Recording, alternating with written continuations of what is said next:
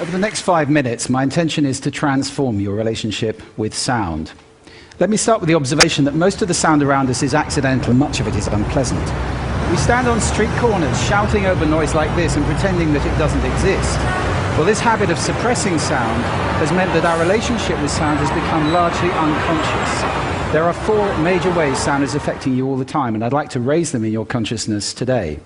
First is physiological. Sorry about that, I've just given you a shot of cortisol, your fight-flight hormone. Sound's affecting your hormone secretions all the time, but also your breathing, your heart rate, which I just also did, and your brain waves. It's not just unpleasant sounds like that do it. This is surf. It has a frequency of roughly 12 cycles per minute. Most people find that very soothing, and interestingly, 12 cycles per minute is roughly the frequency of the breathing of a sleeping human. So there's a deep resonance with being at rest. We also associate it with being stress-free and on holiday. The second way in which sound affects you is psychological. Music is the most powerful form of sound that we know that affects our emotional state. This is guaranteed to make most of you feel pretty sad if I leave it on. Music is not the only kind of sound, however, which affects your emotions. Natural sound can do that too. Birdsong, for example, is a sound which most people find reassuring. There's a reason for that. Over hundreds of thousands of years, we've learned that when the birds are singing, things are safe. It's when they stop you need to be worried. The third way in which sound affects you is cognitively.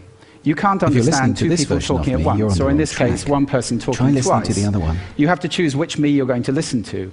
We have a very small amount of bandwidth for processing auditory input, which is why noise like this is extremely damaging for productivity. If you have to work in an open-plan office like this, your productivity is greatly reduced, and whatever number you're thinking of, it probably isn't as bad as this. You are 1/3 as productive in open-plan offices as in quiet rooms. And I have a tip for you. If you have to work in spaces like that, carry headphones with you with a soothing sound like birdsong, put them on, and your productivity goes back up to triple what it would be.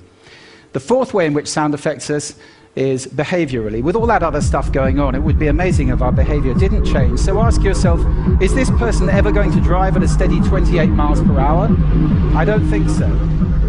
At the simplest, you move away from unpleasant sound and towards pleasant sound. So if I were to play this, for more than a few seconds, you feel uncomfortable. For more than a few minutes, you'd be leaving the room in droves. For people who can't get away from noise like that, it's extremely damaging for their health. And that's not the only thing that bad sound damages. Most retail sound is inappropriate and accidental and even hostile, and it has a dramatic effect on sales. For those of you who are retailers, you may want to look away before I show this slide. They're losing up to 30% of their business with people leaving shops faster or just turning around on the door. We all have done it, and leaving the area because the sound in there is so dreadful.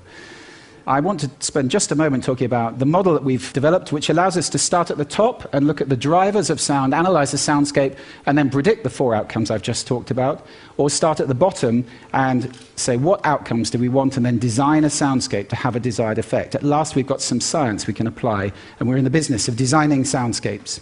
Just a word on music. Music is the most powerful sound there is, often inappropriately deployed. It's powerful for 2 reasons. You recognize it fast and you associate it very powerfully. I'll give you 2 examples. Most of you recognize that immediately. The younger, maybe not. And most of you associate that with something. Now, those are 1-second samples of music. Music is very powerful, and unfortunately, it's veneering commercial spaces, often inappropriately. I hope that's going to change over the next few years. Let me just talk about brands for a moment, because some of you run brands. Every brand is out there making sound right now. There are 8 expressions of a brand in sound. They're all important, and every brand needs to have guidelines at the center. I'm glad to say that is starting to happen now. You all recognize that one? This is the most played tune in the world today. 1.8 billion times a day, that tune is played, and it cost Nokia absolutely nothing. Just leave you with 4 golden rules for those of you who run businesses for commercial sound. First, make it congruent, pointing in the same direction as your visual communication. That increases impact by over 1,100%. If your sound is pointing in the opposite direction, incongruent, you reduce impact by 86%. That's an order of magnitude up or down. This is important.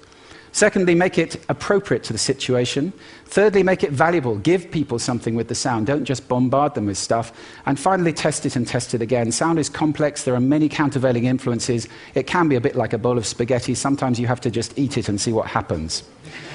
So I hope this talk has raised sound in your consciousness. If you're listening consciously, you can take control of the sound around you. It's good for your health. It's good for your productivity. If we all do that, we move to a state that I like to think will be sound living in the world. I'm going to leave you with a little bit more birdsong. I recommend at least 5 minutes a day, but there is no maximum dose. Thank you for lending me your ears today. Thank you.